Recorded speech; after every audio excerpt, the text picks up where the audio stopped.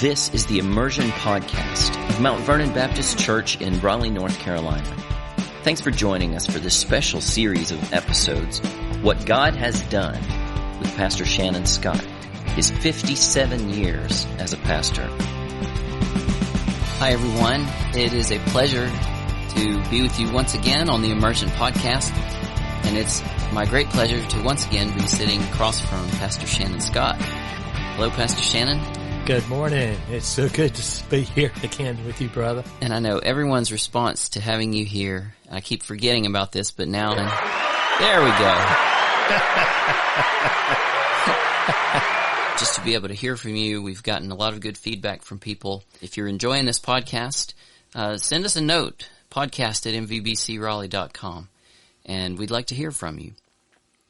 But Pastor Shannon, you're coming up on 46 years as pastor of Mount Vernon Baptist Church. Hard to believe. And you've got 57 years of being a pastor in a church, which is, it's amazing. It is. It's hard to believe life is so short, Daniel. It goes by so quick. So it doesn't seem like it's been a long, long time to you. Not really. We recall things from, as I mentioned Sunday, I haven't pastored the same church. It keeps changing. Mm-hmm. And so we keep remembering different aspects of it, which are very different. And some of the people today would say, I can't believe that would happen. Well, it did, and things keep changing. And so that's what makes ministry fun. If it stayed the same, it would be very boring. But the new challenges, new directions, all kinds of things constantly happening. I know it's been a big deal to you as long as I've known you, and I know that many others who have worked with you would also say, I've never worked with a pastor who was so encouraging to his fellow staff members and to young pastors and to wanting to see them grow in the Lord and grow in their ministry. I know you're not interested that much in hearing praise because of that, but I do want to talk about how that's a big thing for you. That's true. I love seeing men go into ministry. So many are discouraged because of bad situations, and people are. I think that's one of the reasons people quit going to church is because they've had a bad situation and say, well, I don't have to put up with that. Life in a church does not have to be that way, should not be that way, and I'm sorry that the devil has a heyday with so many of our churches and preachers. And I want preachers to be able to realize it can be fun. It's a good life. It's challenging. But I can't think of anything more fun than being paid to witness for Jesus. Amen. That's really kind of hard to believe. So that's been fun. So going back to the early years at Mount Vernon, when you came on staff here as the first full-time pastor of the church, were you the only ministry staff person at their time, or were there part-time others at that time? They had a part-time youth and music director. They'd already had that, and because they were trying to focus on children, which we didn't have at the church, but I appreciate their willingness to do that. And the thing they told me, Daniel, is we've tried everything and nothing seems to be working here at the church. We've moved. There's no growth. Changed buildings, no growth. And so we're going to try hiring a full-time pastor for the first time in our history to see if that makes a difference. So that was the word they gave me, which to me, it's a great place for a church to be when they realize if we don't do something, we're going to die. Okay. Let's try some things. So that's, to me, I saw an open door that I'd never had before. Because these people would be willing to try anything, and I had a lot of ideas, and where I've been before, they didn't want to try them. They're too outlandish, but so we got to try some of those things. So that was fun. When you saw people finding their call, finding that God was calling them into ministry, was that coming from the congregation? Or was it coming from part-time staff members or part-time maybe volunteers in ministry who realized that God was calling them to go on and do something more? Where did these come from at the time? The first ones, Daniel, came from the seminary. As you know, I had already finished the seminary and been out of there for about 6 or 7 years. And so we are located right here, at that time, one of the closer churches to the seminary, because nobody else, there weren't that many churches around. And so the president of the seminary asked me if I would be willing to do supervised ministry with students that came in that needed somebody to supervise them. And so I said, yes, I would. So I didn't get a chance to choose them. That's a whole different story. Today, we have them coming out of our church, which is what a blessing. And I remember my first one, I think he was a Korean. And I often thought, well, they give me people that nobody else wants.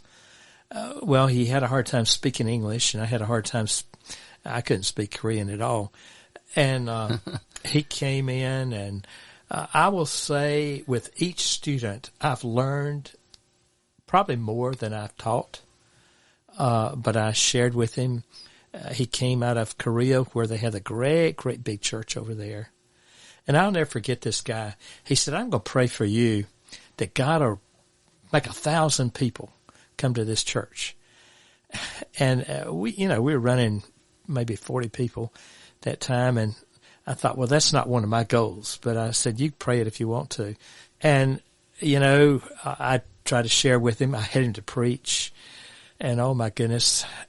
In Korea, when they have services that go on forever, he did that here. I thought, oh, my. We got through it, and I tried to let him know, you can't do that here in America. He had about a 20-minute thing. He went over an hour. And I'll never forget, I thought, oh, my, he's never going to quit. But, the old boy came back to me some years later after we had over 1,000. And he said, I told you that God was going to answer my prayer. He knew the power of prayer, and I caught that from him. So I appreciate him. That was, I think, about my first one, as I can remember. And I'm not even sure he's in our book that we got written. And so what they would do is, if a guy didn't have a local church, they would give them to me. I guess others you had coming through here who came from out of state for further out in North Carolina. Right. And a lot of them didn't have a church. It was very popular back in that day, and I'm afraid it probably still is, that people go to a seminary and they say, well, I get Bible every day of the week, so I don't need to go to church on Sunday. So I'd get some of these, but I realized God sending them. I'm going to take whoever God gives me, and I'm going to try to make something out of them. So that's what we did. So through the years, we've had some that I realized, oh, what a challenge. But others have been a great, great blessing. And then later, we started having them come out of our church. They started coming out about the time my son did. My son left for college, and he said, well, I'm not going to be a preacher. Well, I don't know how God did it, but he got him at a state school and flipped him around, and he came back. He came back to this church, and I asked him if he'd like to be an intern here, and he said yes. And we had a number of others during that time. My son is a very social person, so it seemed that a lot of young people were attracted to him. And so I got one after another during that period. And it was a blessing. And probably the greatest joy of my life was going on a mission trip with Jared overseas. And it was in Africa. And God just did a mighty, mighty thing. And that missionary was one that we had also ministered to and taught, brought along. It's just been one thing after another, and I realized that God raised them up just really, in my opinion, to minister to me and encourage me and open doors for us all over the world. Mm-hmm. One that we had was from India, and I worked with Finney and, had a wonderful time. And then Finney turned around and he said, I want you to go to my country. And I tell you, I was so scared. Never done that. And the only comfort I had was his wife was a good friend of ours. And she said, don't worry about it. If you don't come back, I'm going to kill him. So I thought, okay, all right, maybe there's a chance. So I went by myself, which I don't encourage anybody to go to the mission field by yourself, but I went with my brother Finney. And I'll never forget, we were in Mabaya, and it was hot, steamy. There was nothing but bodies, people everywhere. And I thought, this is so scary. I mean, they're hollering at you, they're screaming at you. I've never been anywhere like this in my life. And it's so hot. And I looked around and I said, Finney, I don't know if you realize, but you and I are the only two white people in this whole place. And if they eat white people, we're gone. And Finney looked at me, and I suddenly realized, no, Finney's not white either. He's brown too. And then it dawned on me, wow, I know what it is to be a minority. I am the only white guy here. And they all try to want you to ride with them or take you somewhere. And it was just, I just never been anywhere like that. But so we went on and served there, and sure enough, things got worse. But, God delivered us out of it, and I saw what it was to live like the apostles in Acts. And I read that when we were put in isolation, couldn't speak with anybody, couldn't talk to anybody. I read Acts, and I realized, wow, I see it again like it really was. And I see the fear, and I know the fear that they had, and I have it. But I'm going to have to just trust in God. And I did. For a while I didn't think I'd ever be able to come home, but God made the way, and I'm so glad to be back. So, then we started working with other internationals, and God used every one of them. The neat thing is some became professors. Some became presidents of our schools. Some have gone on to pastor the largest churches in America. And, I can say, well, and they know, we knew you when you were just a student, didn't know much. And I didn't know a lot, but I shared what I did know. And we've watched God use so many of these. It's such a joy and a blessing to see these folks wherever you go. I was visiting a church on vacation recently, and it was one of the guys I'd had, and we just snuck in the back and tried to be as inconspicuous as we can. And the guy spotted us and said, "Oh my goodness, I am so nervous." And I'm thinking, man, you built a great church. What on earth? Why am you nervous with me? But he just went on and on and on. And I thought, come on, let's get with the message and stop this. It's a joy to touch lives and encourage people. And that's what I want to keep doing, is encouraging preachers. It gets to be hard, but the blessings of seeing somebody get saved is what keeps you going. And I'll say that's the thing that's kept me through the years, is I keep seeing people get saved and changed. I love that. That's, it's nothing like it. You see somebody really tough, watch them turn sweet, change. Wow. That's, you can't beat that. Well, and you say you've had the opportunity to mentor so many, but it's a blessing to hear that's also had a great encouragement to you over the years, of that blessing returning to you.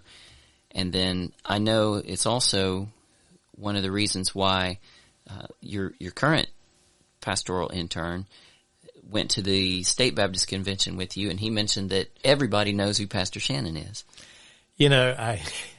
Daniel is one of our own, and we have had the privilege of watching him be a baby, grow up, and it is so fun to have folks that are absorbing everything. And, my last associate pastor was one also that I so enjoyed, and I guess he was too much like me, because I realized this guy, he knows everything I know, and more. But, to have them where they absorb so much, I've had some that I've had to struggle with because they came in with so many ideas of their own, and they weren't as teachable. But you learn, okay, you just have to work with what God gives you. And so I had some very stubborn folks, but today they would say, "Oh no, I just learned so much." Well, I remember the struggles of trying to help them, and they had their own ideas, and you had to let them know it's just not going to work, and they will finally see it. But when you get somebody that wants to suck up everything they can, that's what I've got now, and that's what I've had many times. And you realize everything you say, everything you do is impacting them, and they're feeling it and getting it from you. And that's fun. I guess when you teach, and that's what I enjoyed when I was teaching at seminary, these guys I knew for the most part were there because they wanted to be. And it's different if you go in a situation where they got to do it to get a degree. But if they're there because they want it, it's a lot easier teaching in that way. So, and that's the way it is with interns. They all are very different. And of course, we continue with some of our interns. I'm thinking like my son. We enjoy getting together and sharing and bouncing ideas off of each other. And again, I learn as much as I give, probably a whole lot more, but it's still fun. Now, when Jared was your intern, was he one of these stubborn ones, or did he soak up everything? Great question. He had the privilege, and I didn't realize it, of serving in Mount Vernon Boone under a man that I never knew before, never heard of him. His name was Richard Ratliff. And he is an absolutely fantastic secret that the mountains had that we didn't know of here. And so Jerry told me about him, and I got him here to preach for us. And wow, he was such a dynamic fire that only God could have done it. So, he got flipped around with this guy, and then was under Alan Bloom for a while, who's more of a teacher and administrator. And so he learned both of those traits there. So, no, the kind of training he already got before he came to me was so good that I could use all I could get from that too. But only God could have worked that out. I didn't know of this guy, never heard of him, but greatly admired him. And one of the things Jared had to do is transcribe his sermons. They kept them there at the church, and so his job was to listen to them and put them out in print. So I thought, wow, what experience of a great preacher having to go through all his sermons. So that's some of the things he did. But no, I would say he wasn't one of the kind.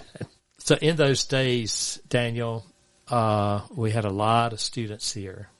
A lot of professors were coming in those days too. Most all the preaching professors and the president of the seminary. On any given Sunday, somebody said, well, how can you preach when you got all these people that know, let's just say it bluntly, know more than you know? And I had to say, they're supportive. They recognize that, no, I didn't have the PhD and didn't have the experience they've got, but then some of them that were professors were my students. So, they respected us. And I'll say Dr. Patterson, for example, was very, very encouraging to us all on the way. I know that he and his wife had a lot more experiences than I have, and they were older. I found that great people aren't hurtful to others, but they're encouraging. And that's, I don't want to be somebody that people are scared of. I want to be encouraging to anybody and everybody. One person I learned this from Daniel. After my mother died, my daddy just went from church to church. He went to our church. He went to my son's church. He went to my daughter's church. He went to his daughter's church. And I knew, for example, that my sister was going to a Methodist church. And part of the time, the guy was so liberal. And I said, Dad, why are you going to somebody's church that doesn't believe the Bible? And his remark to me was, he said, son, I'm going to encourage him. I said, well, he doesn't believe the Bible like we do. And he said, I know it. But whenever he comes out with just any kind of little truth that's biblical, I let him know it, and I give him a good amen. And, you know, those guys, I would talk to those preachers because I know them too, and they say, you know, your dad is really encouraging to me. And I thought, well, you know, you don't believe like we do, but evidently you're coming around. And one of them did, sure enough, just come all the way around and eventually became a Baptist. Oh, boy. But, you know, I realized, wow, if he can do that, I can do it. Had that good example at home, and I appreciated him for that. Your mission to India that you mentioned before, that came before or after your mission with Jared when you went to Africa? That was before. So was that, you said it was the first time, your first time in India, or your first time going overseas? Overseas, period. First time. So I was scared to death about a lot of fronts and ways. Flying, didn't like that either. But, you know, it was the first. But then later, you know, David Cox was here, who was became a missionary. And he worked with us, and we enjoyed working with that little couple. He single first, and then got married, and, you know, got to watch the whole deal, and then he felt called to missions, and I thought he was going to stay in this country, and God called him over there, and then opened the door to the Maasai people. And I had read about these people and thought the chances of ever going there and living among them, that could never happen. But we did. And he opened the door through David for us to go there and later to lead a mission trip for the missionaries. And I realized only God could do this. And he used guys like David and Eddie and others that were over there. And so, no, it was during that time I was able to take Jared. And when you were able to take your son and go on safari and find yourselves running from water buffalo and hippopotamuses and see lions and tigers, everything any boy would ever dream of, and do that and then sit down in villages and share with people about Jesus. Your son do it, you do it, and you partake of the food they eat. Pray God it won't kill you, and do all that together. And we'd walk. I had boots I still got. I paid a lot of money for them because you just buy a pair and wear them all day, and hike is all day long. So you can't quit, you can't give out, and you can't drive. You have to walk. And so how much more fun can you have? I said then, you know, I could die now.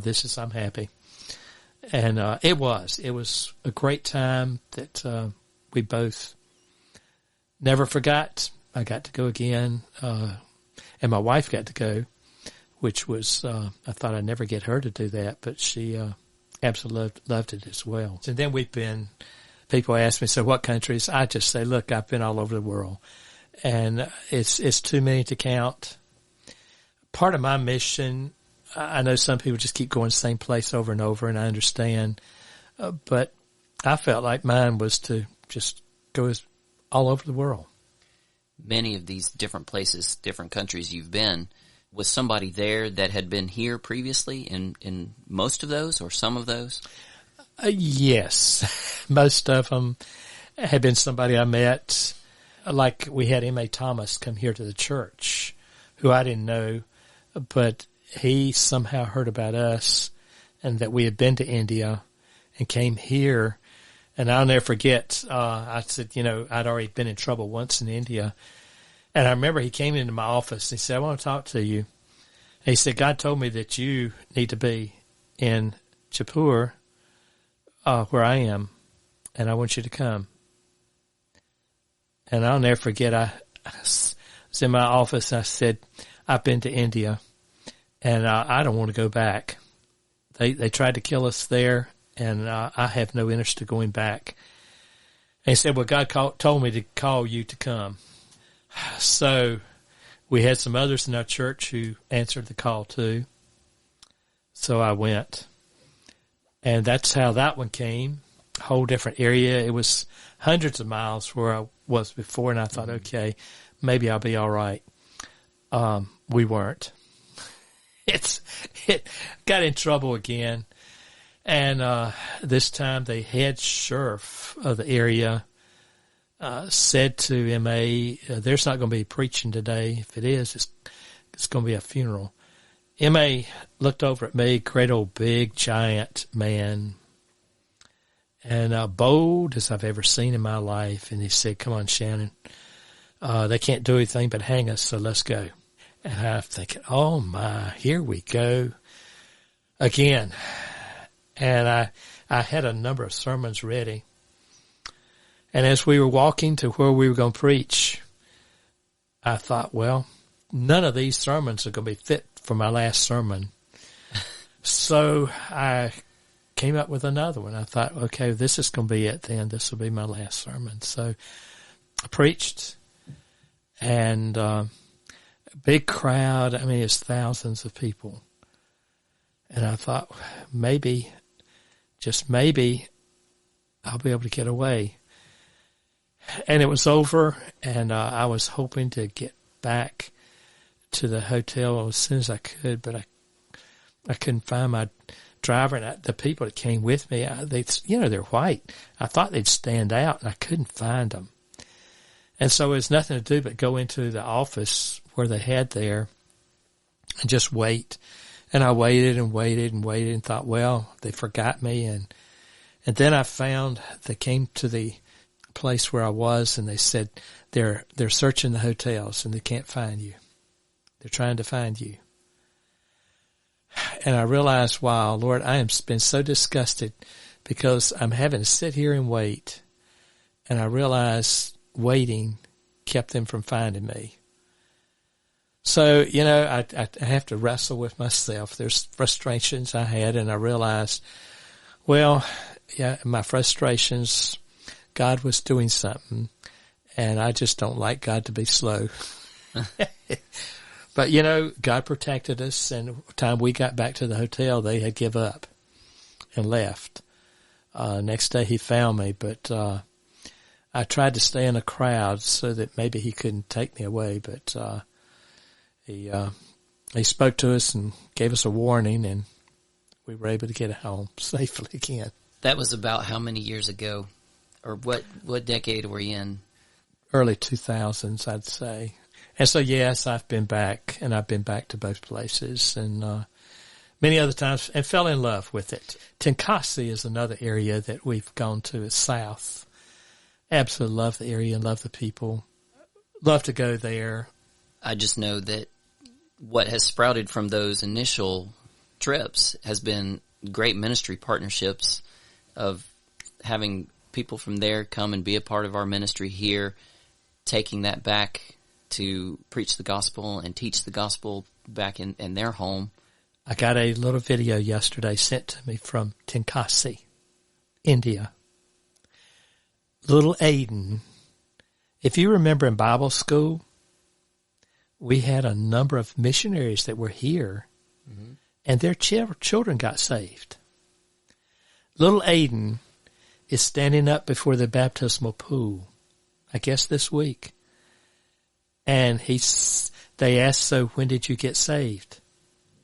And he said, when I was at Vacation Bible School in America, he said, Shannon came and, I mean, Pastor Scott came and shared with us about how to get saved, and I asked Jesus come in my heart. That was yesterday. And that is all the way from Tenkasi, India. So, the things we plant here, we don't know how much has happened all around the world. But people would look back and say, it's at Vacation Bible School. I asked Jesus in my heart. That is so sweet, so pretty. I love that sort of thing. And I wish I could gone over there and zoomed over there and seen it, but I got to see it on video. So, see, that's the thing. Yes, we partnered with them. They're a blessing to us. We are to them. And whether there's something you do for the Lord right here in this building in North Raleigh, or wherever you happen to be in the country, or whatever country you are in, you don't know how God's going to use that, and you may or may not see the results of that even years later, months, years later. Of course, part of the thing is when you get to live so long in the area, it's amazing how people will eventually come around. I found time gives an opportunity for more people to come to you and share about things that happened in the past. And so they remember, and they give the glory to the Lord, but you get to hear about it. So if you get to live long enough, you get to hear the stories, and that is so, so encouraging, so helpful. That is, and I hope we get to hear some more of those stories. We're going to continue this conversation in the next episode and hear some more about missions here, missions far away, people that have come through here and have gone on to places far away. But thank you, Pastor Shannon, again for your time. We look forward to the next time that we can join together on the Immersion Podcast.